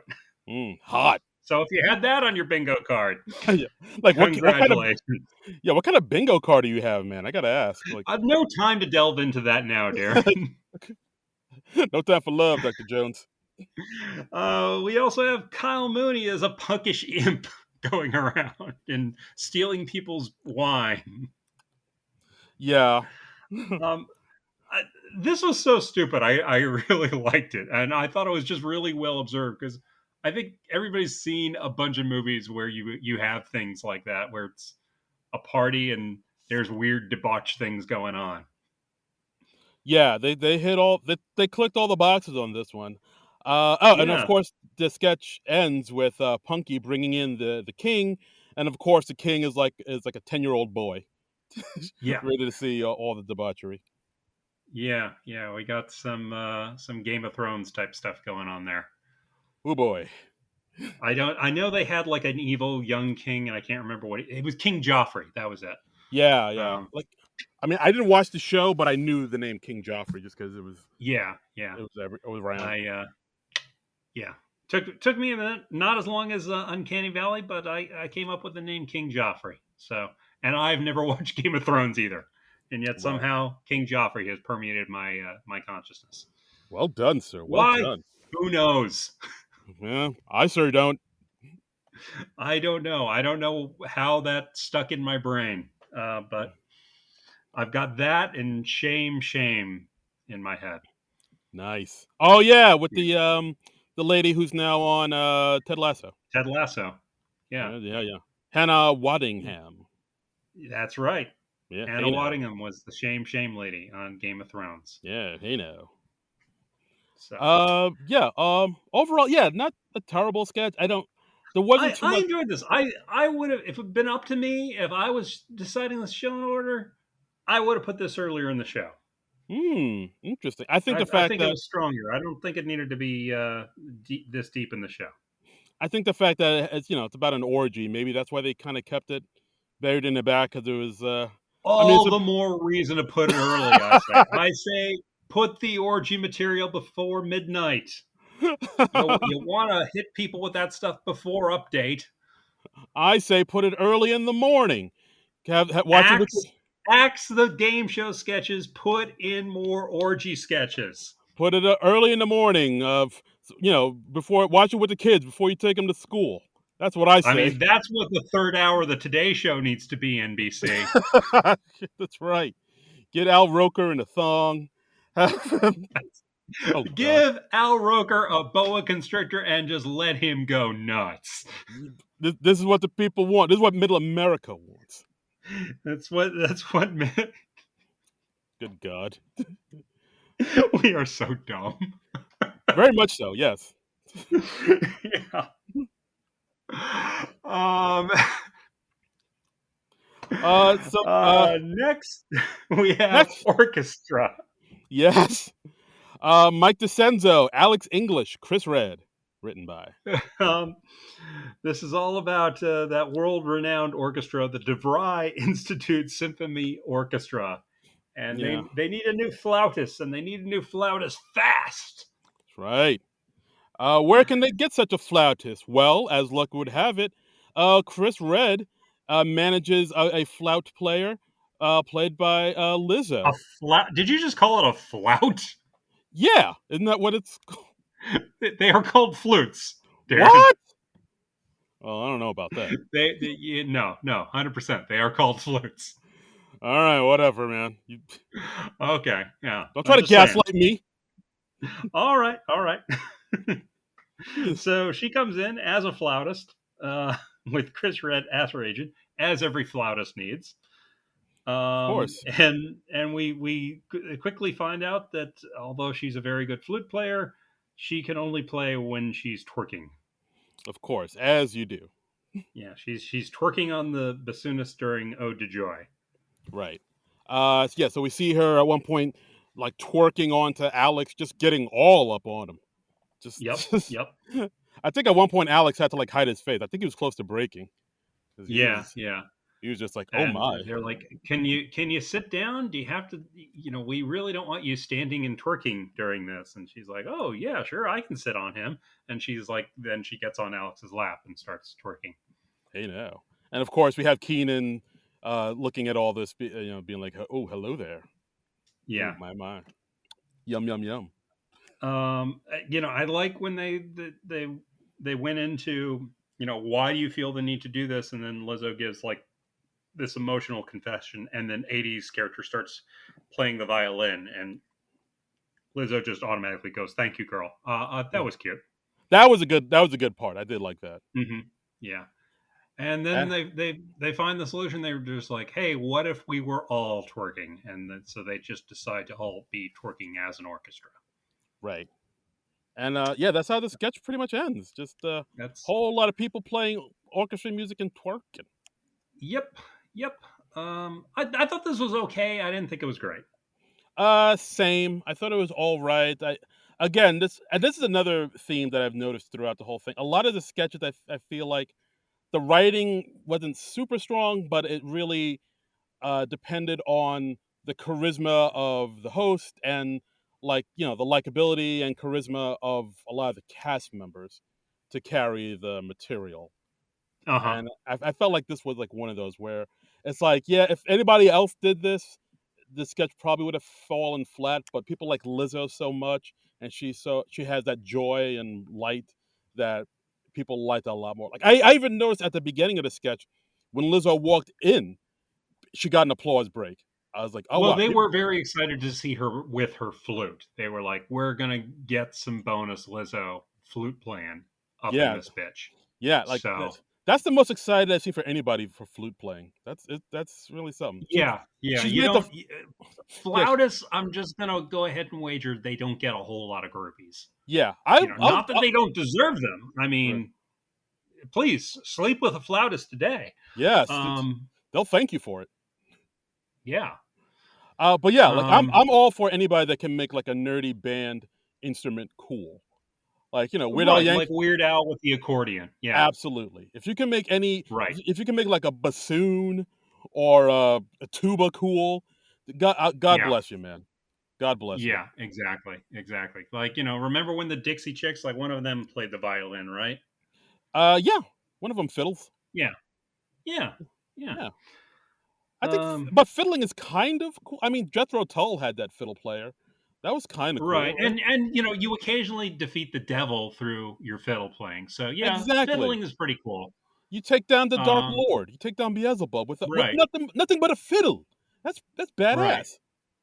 That is badass. That is pretty badass. Yeah, and also that's another thing I've noticed about a good number of the sketches in tonight's show. A lot of them seem to be tailored towards Lizzo and her strengths. Like it was pretty much the opposite. Well, yeah. Yeah, I but I mean, mean, it's kind of what they're going for, right? yeah, kind of, but not really. Because like if you remember the Carmichael episode, they didn't really do that. Like a lot of the sketches in the Carmichael episode, it felt like anybody could have played them. But like this one, they were like, oh, Lizzo. Oh, okay. Yeah. Yeah, like Lizzo twerks and plays the flute. Let's write a sketch about that. Or Lizzo would be good Yeah. in this game show sketch. It seems like they more tailored a lot of the show towards her and her strengths rather It than was more specific to her. Okay. Yeah. I yes, see what you're saying. yeah, absolutely. Gotcha. So, Gotcha. but I mean, maybe I mean, that's because ideally though, that's what you want to do every week. that's what you that Is ideally, yeah, for sure. ideally though, Ideally though, yo, word, yo, Lando. Oh, I I got to watch that Key and Peele sketch again. That's it. That's great stuff. oh brother. Uh, Oh god. let's get Keegan Michael Key back. Oh, I want to see him come back to the show. He was a ooh. really strong host. I'd love to see Jordan Um, Peele host. He could like the yeah, I mean, he doesn't do much acting anymore, but that would be a lot of fun. Let's have yeah. Key and Peele host. Let's do that. Dude, let's do it. Let's have a Key and Peele reunion. Just have him take Yeah, I over mean SNL for a week. I mean, come on. he was almost yeah, he was almost a cast member. Let's make him a host. Let's do it. Let's do it. Let's But do it. Let's do it. I think the performances of this are good, but I think in the grand spectrum of SNL sketches that feature Beethoven's Ode to Joy, this is not quite as good. It's a few notches below the Jimmy Fallon sketch where he's introducing the band. That was pretty great. I'll give you that. Yeah. That was pretty. I mean, come on, Al the Hitman Hitler. That's gold. I love that there was that one point where like, Bobby Moynihan was doing his solo, then he gave the camera Uh-huh. like a cheeky little grin. Yeah, That made me yeah, laugh. Like Bobby's so underrated, but that's another yeah. You know, Kristen Wiig as Triangle Sally. I mean, yes. I love that sketch. I love that sketch beyond all reason. I That think that's a really strong sketch. yeah, Go damn go straight. look that up. SNL Beethoven introduces the band. All right, but next, That's what it. are we on the last sketch of the night? How did we get here already? We Look are at on the this. it's time. Yeah, we're time to wrap it up. We're getting the light. Where'd the This is time it. go? Oh, This time sketch is flies. called Steve's Beanie Babies. We got Andrew Dismukes. He's just quit his job because he's independently wealthy because he invested in all these Beanie Babies that he's been holding on to since 1993. I don't see any Yeah, flaw in that logic. yeah. It's a solid financial plan. Yep. This sketch was written by Dismukes, Claire O'Kane, and Streeter Seidel. I don't think Um, I've heard Claire O'Kane's name before. Is she one of the newer writers from this season? she is. She is one of the newer writers. And yeah, this is the sketch I was talking about. I kind of like this sketch quite a bit. There's some like I I enjoyed this one. This was fun. Yeah. yeah. So it's like I don't know. Dismukes is really hitting his stride lately. I've noticed, and I mean, I like that his voice is like unlike anyone else's on the show. He's got a unique thing going on, which is always cool, and that's always a good thing for the show. right, Um, exactly, and yeah, and yeah, he finds out that his Beanie Babies are essentially worthless, and he's talking about uh, Lizzo's his wife, and then she's like, "Well, honey, can you maybe get your job back?" And he's like, "No, when I quit, I was like talking out of my ass, like Jim Carrey as Ace Ventura. So yeah, that's out." And yeah. he's like, I "Well, maybe I should just start drawing Mario full time." I love that that's his fallback. Um, I should start doing it full time. because I did that drawing of Mario last week, and it was really good. And they show like this very mediocre drawing of Mario, and and Mario's in green, and they're like, "Isn't it Luigi that wears green?" I liked yeah, and Uh, again, this has this thing that I noticed this Mukes kind of does in a lot of sketches he writes in where it's very kind of quiet for a while, but then something uh, crazy over the top happens that really like yeah, shocked like everybody. knocking down the bookcase.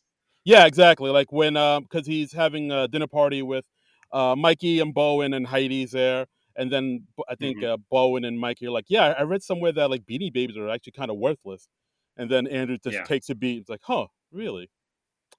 God damn it!" And he just throws the entire yeah, display to the floor. Like yeah, he kind yeah, of did that on the Gerard episode where they threw the body over the cliff, and the Willem yeah, Dafoe episode where Willem Dafoe throws a glass through throws a chair through a glass window. Just like yeah. big shocking things that just I kind mean, of I love sketches about people being stupid and doubling down on their stupidity. I think that's always fertile comic ground, and I think Dismukes is really good at that. And right. yeah, so I like the sketch. This is a strong sketch. So Yeah. this is sketch of the night for you. You think? I would you know what? Yeah, I would say so. Like I mean All right. Lizzo kind of she does break in this sketch. She breaks in a lot of these Yeah, sketches, which is yeah. something else I've noticed. But yeah, I Well, also not a trained actor, yeah, so that's fine. yeah, fair enough. It was kind of charming even when she broke. It didn't seem like horribly unprofessional, and get to annoying levels. So yeah, I thought even her breaking was kind of cute, and Dismukes did a nice job of keeping a straight face Yeah, during that. yeah, absolutely. I liked how the sketch ended with Lizzo telling Dismukes that she's pregnant, and then the Hmm. two of them sort of reconciling. Freeze frame, word crawl. I ran away that night. Never saw any of those Oh people yeah, again. Now I live in Japan, where I'm Nintendo's top Mario drawer. So yeah. so son, if you're reading this, please stop And contacting me. yeah, and son, if you're trying to reach me, don't. It really bums me out. God. A nice absurd ending. I like that. I like this. This was cute and quick. Yeah, yeah, absolutely. This I got a kick out of this one. I thought this was pretty good. Yeah, this was a lot of fun. We also have two Uh, cut for time sketches. First one, food and YouTube. This was because Pete Davidson wasn't there this week. We got to have a pre-tape rap song on the show because God forbid we don't. We have yeah. Chris and Bowen as Baskin and Robbins doing a song called "Sensual Evening In." A song that, by the way, sounds a lot like Dick in the Box. It Did really you notice does. that? No, It I is like absolutely noticed basically that. just the tune of Dick in a Box. Um, Yeah, this is like yeah, like the off brand version of Dick in like can't afford Dick in a box. Get food and YouTube. It's the same thing. it's the generic, yeah. So and it's basically about uh, when you live alone, you eat dinner and you have to watch YouTube videos while you're eating dinner. And I will just say, as a single man, this hits way too close to home. This this is me, man. I didn't want to say anything, but yeah. I mean, I just give off that vibe of, yeah, this guy watches a lot of YouTube videos while he's eating his TV dinner, Right. because Yeah, the silence is just too much. yeah. I think I also liked at the point where Bowen sings about how he tries to eat without looking at his phone, watching YouTube, and it's just like a few Yeah, seconds of Bowen just staring at his food silently, nothing yeah, happening, and then just him flipping over the plate of food and just, just in anger. yeah, yeah. Because You need something stimulating. You need something to distract you from all the voices in your head. I like that one of them started going down a YouTube rabbit hole, and was saying things like deep state is real. And we had Lizzo popping up at the end as the YouTube algorithm, who's like, I know you better than you know yourself. I thought this was good. I honestly would have put this in the show. I think this was better than some other things that made it into the show. yeah, fair enough. I thought this was okay. Like, yeah, but I would have put this in other over a few other sketches. I can't think of off the top of my head which ones, but I thought this What was all right. sketches? Name names. Cold open. Cold. Yeah, yeah. I definitely would have put this in over Black Eyed Peas or the Yeah, yeah, TikTok thing. yeah. You know what? I, Yes, I think it was better than both of those. fair enough. Fair enough. Yeah, And yeah. So I yeah, bad call, Lauren. Bad yeah. call. You don't know what you're doing, old man. Yeah. Let us Throw him youngsters. out and get Jean Domanian back in there. That's right. Yeah, I knew she's dead. Oh God, is she dead? Yeah, she did pass away, I believe. Oh, R.I.P. Actually, I should. Now you've got me a little self conscious, and I'm going to Google that Oh really God. fast and just make sure. I just want to verify. Yeah, don't Um, kill her off if she's. okay, she's referred to in present tense on Wikipedia, so I apologize for accidentally killing you off, Gene Domanion. Nothing personal. Oh, Could have sworn you were dead. Um, yikes. oh, Uh, okay. It says here on February 15th, 2015, Domanion attended the SNL 40th anniversary special, although she apparently had not been officially invited, and it is said that SNL executives were not happy about her presence. Dick Ebersol damn. was not present. Wow. Holy wow. I want to see the behind the scenes footage of that. It's been 40 years. What the fuck? Really? Wow. Because I understand I mean, they invited everybody who'd ever been on the show or a part of the show. So you'd think they would have given her a courtesy invite. Wow. Maybe we should do an episode about season 6 because that season is just notorious. Just the drama behind that Yeah. entire season is just like legendary. Yeah. Yeah. Yeah, I mean, that's the season where Charles Rocket dropped the F-bomb, and, Yeah, oof. yeah. And, there was I remember Charles seeing. Rocket, by the way, definitely is dead. Yeah, Yes, the story of Charles Rocket, it's a sad story. it's a bummer. Um, yeah, Oh, it's a bummer. yeah. Which is a shame because he was a talent guy. I always liked seeing him pop up on. Did a lot of TV guest spots. He did Max Headroom, and he popped up on Quantum Leap a few times. So it was like, hey, it's Charles Rocket, and I kind of became a Yeah, fan of him that way. he just kinda got dealt a raw deal at the gate, He and got shafted, and yeah. yeah, that's a shame. Hush your mouth. Anyway, sorry about that tangent, folks, and apologies again to Gene Domanian, who I know is an avid fan of this podcast. Of course. Gene, we love you, Bubala. Yeah. So we got another cut for time sketch. This one called Costco Meeting. Do you have who wrote this one, Darren? Yes, I do. 80 Bryant, Bone Yang, Celeste Yim. Well, it's funny that this they wrote the sketch and it prominently featured Bowen and 80 both. I mean, what are the odds? Huh. You don't say. That's Yeah. crazy. Wonder how that works. I mean, Hmm. did they audition for that sketch and then they I don't just by know. coincidence they got cast in the sketch? I don't know. I'd be Interesting. interested in hearing the behind the scenes on that. Uh, yeah. So this sketch is actually a recurring sketch. This is actually, they did this earlier on in the season during the Kim Kardashian episode, but that sketch got cut for time as well. So this is the second cut for time recurring sketch. It is a recurring cut for time sketch. I didn't even know that was possible.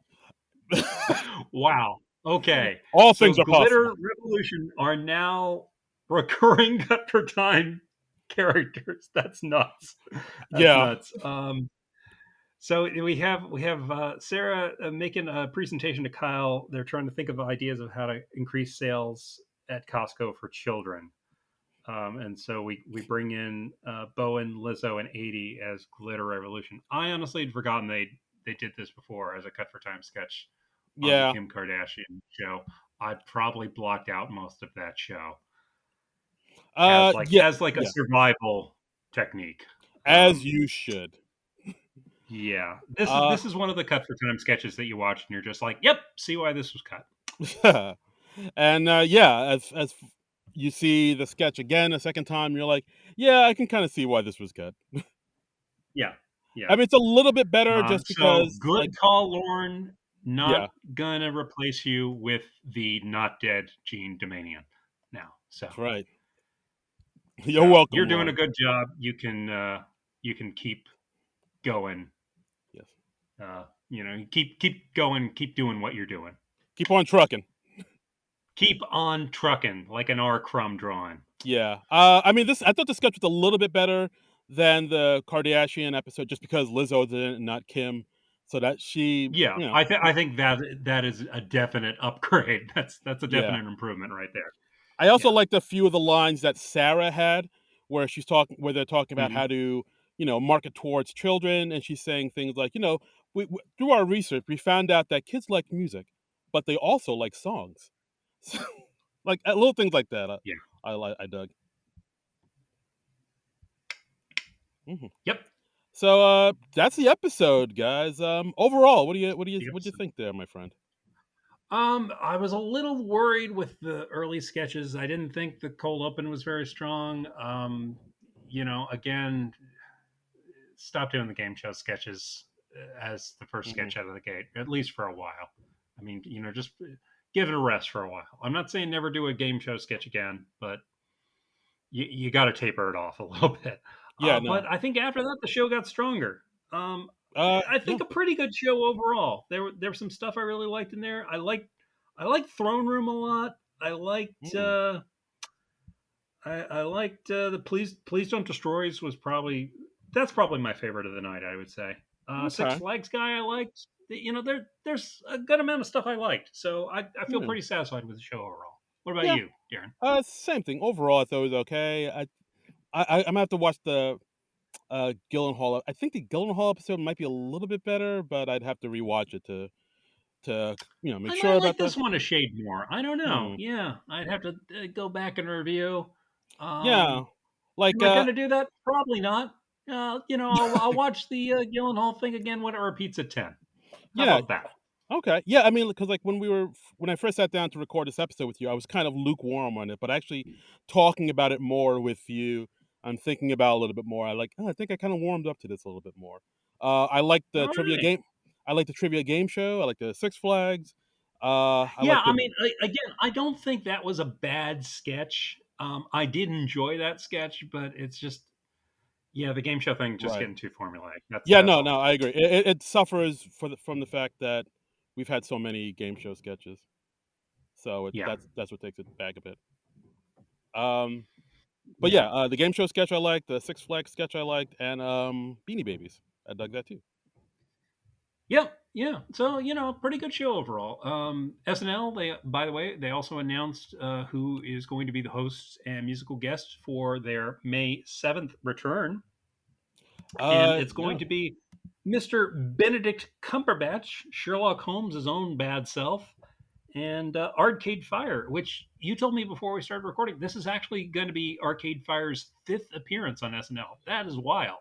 Yeah, it's one of those things I didn't even realize they'd been on the show that many times until I looked Yeah, it up, and I was like, "Oh, yeah, Arcade Fire." They were because on, like, once or I twice mean, before, because right? their appearances have been kind of spaced out, so it doesn't seem like five. It doesn't seem like it's not like a John Mulaney thing where he comes back five times in the space of 3 seasons. I think it's been. Right, no, they were on in '07 with, musical with host, Rainn Wilson. They were on in 2010 with host Scarlett Johansson, 2013 with host Tina Fey, and 2018 with host Bill Hader. So this is number 5. That's cool.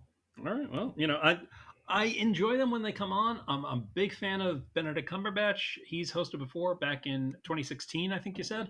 Right, just before, the election. I believe, like, a week before the election and everything, uh, all that went down. And nothing notable has happened since then. Nope. And yeah, so it'll be fun to see him come back. He's got a new Marvel, Doctor Strange, and the Multiverse of Madness to promote.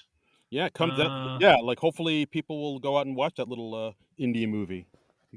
it would be fun to see, like maybe a Sherlock parody or a Marvel Doctor Strange parody. I don't think they've done a Marvel parody in a little while, so they maybe do if they have a good idea for that. Yeah, I it's been wouldn't a minute. mind seeing that. Yeah, wouldn't mind seeing that But at all. whatever they do, Benedict Cumberbatch, he's such a talented guy. I'm always happy to see him come by. He feels Absolutely. like somebody that uh, who should have hosted more than twice already. So Yeah, yeah, that's true, but, I mean, he's constantly busy, he's constantly making movies and, he all does that work a jazz. lot. Yeah, that's He true. he he works a lot. So, like, I Yeah, get I why he mean, comes. deservedly so. Yeah, he's a talented guy. No, absolutely, he's got the goods. He's got the goods. He's got the power of the dog. Oh, yeah, he does. Yeah, Yeah. So, yeah, that's, on, May 7th, and, May 7th. while we're here, let's look at the Twitter and see what the Twitter sphere think about this Lizzo episode. Let's look at the Twitter. Let's look at the Twitter. What did the people have to say? We got some comments. Yeah, well, we got one I tweet. got a comment. I can read. You Go want f you want me to read a comment, Darren? read a comment there, fella. All right. Our friend Darren James at Mod Revolve, cool Twitter handle, says she was probably the most dominating host in quite some time. I felt like I was watching the Lizzo Variety Hour. Melissa's update piece was my favorite comedy bit of the night.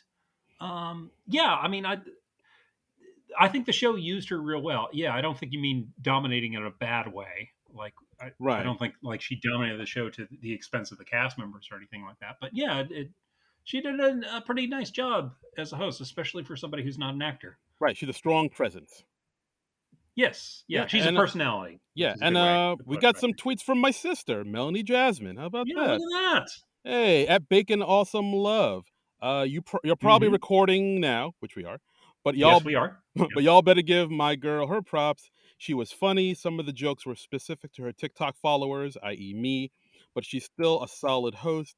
And she also says Hmm. Also, that dude's impression of Eric Adams was on point and hilarious. I mean, that dude, he does have a name. It is Mr. That's Chris right. Red. He was there too. Put some But yeah, respect on his I name. do enjoy his Eric Adams impression. I just wish it could have been like its own thing instead of just jammed into the cold open. Yep, fair enough. We also got, Let's see. well, you Uh, read one. oh, you got another? Okay. No, no, no, you read it. You go for it. Okay, okay. We got John Ananias. Was that the one you were going to read? Yes. Okay, well, I'm taking it from you. Oh, He's at Burton-esque 92.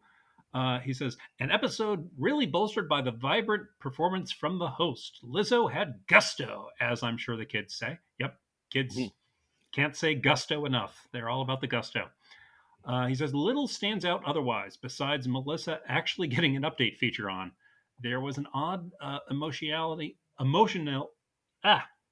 emotionality to Caesar that had me really liking this character. Seems like people liked the Collins driver thing more than we did. I didn't Yeah, think that was too strong. People maybe are they just happy to see Melissa have a bit on the show? that might be it. Yeah, the fact that Yeah, Melissa, and like again, it's, I think the way Melissa played the character I liked, but I feel like I wish the jokes were stronger.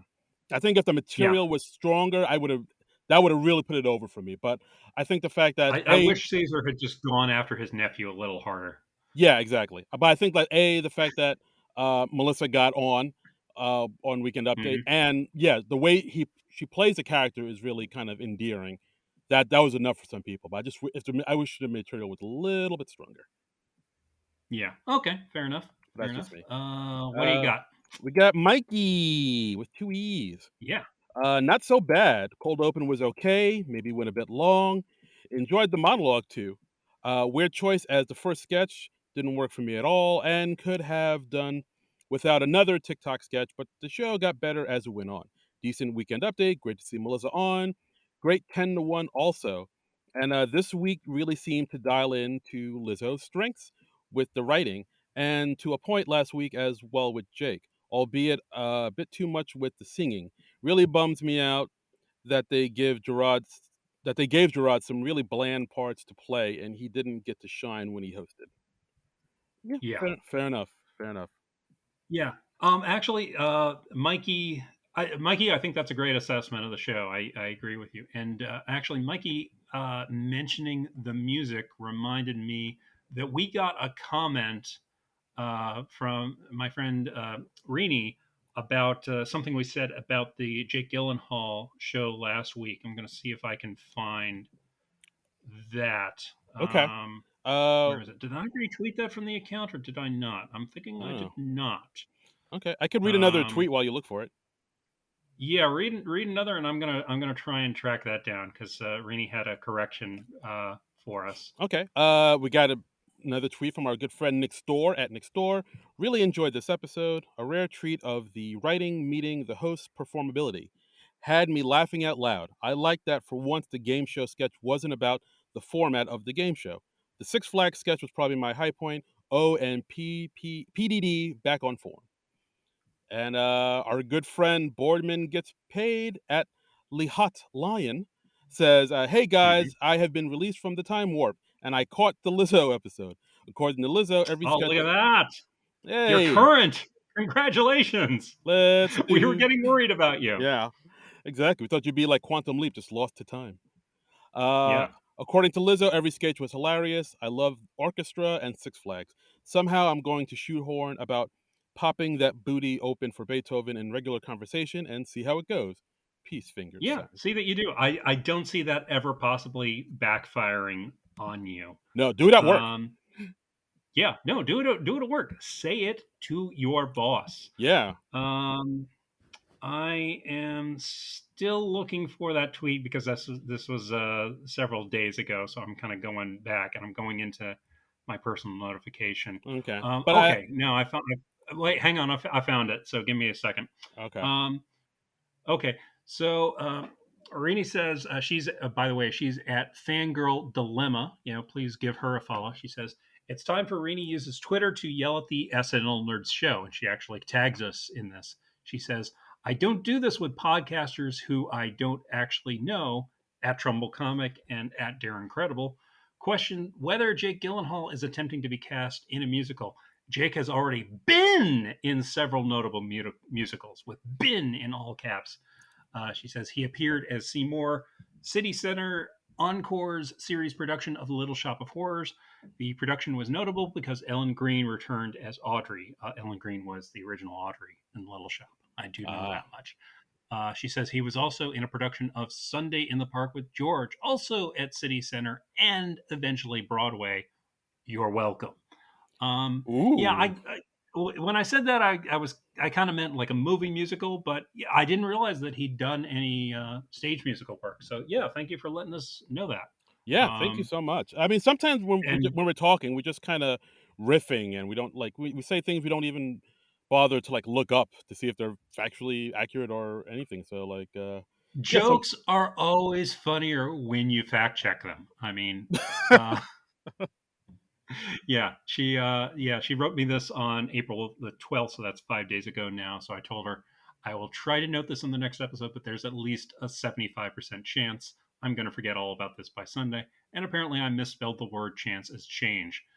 Um, and Rini says, I expect no response at all. I was just sitting at my desk getting angry. I had no one to share the information with and was like, wait, I don't have to shout into the void. John is my good friend. I can just go on social media and tell him oh, this. So oh thank boy. you for yelling at me on social media. Thank you, That's yes. always fun. Yes, If you that's want to yell at me some more, you can come at me at Trumbull Comic. That's TRUMBULL and the word comic. and you Do we have any more tweets about the show? no, that's it, man. We're good. That's That's our it. episode. And as always, you can That's follow it. me on Twitter and Instagram at Darren Credible. That's DARIN Credible. So you can yell and holler and berate me through both those forms of social media. And speaking of hollering and yelling and berating, your sister Melanie has more to say. She says, lastly, if you didn't like this episode, then you just don't like women. Take your ass to Robert Kennedy Airport. So Oh boy. Okay. wow. Okay. Wow. Big Lizzo fan. She was Oh yeah. probably one of those people who was cheering really loudly when Lizzo brought out her flute in the No. orchestra sketch. Yeah, my sister loves her some Lizzo. Like I kind of saw this coming. Like I Yeah. knew if Yeah. we weren't going to give it like a Um, rave review, she would be. I'd hear it at the next so family meeting. Melanie, thank you for the feedback. I hope we liked the episode enough for you. If you have anything else to say, I don't think it's going to be making it on the show. So, but thank you. Thank you, thank you, thank you. And of course, as always, you can follow us on Twitter at SNL Nerd Show.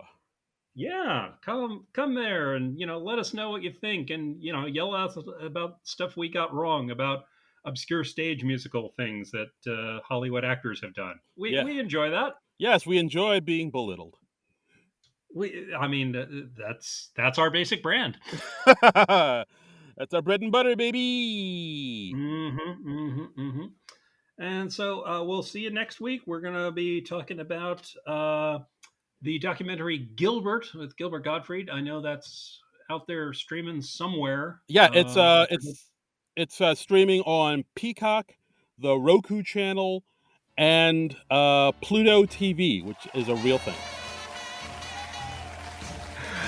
Yeah, I'm pretty sure you made at least one of those up. I swear I didn't. Peacock I know is real, but I did not buy you on the Roku thing. I No, swear it's I don't real. buy it.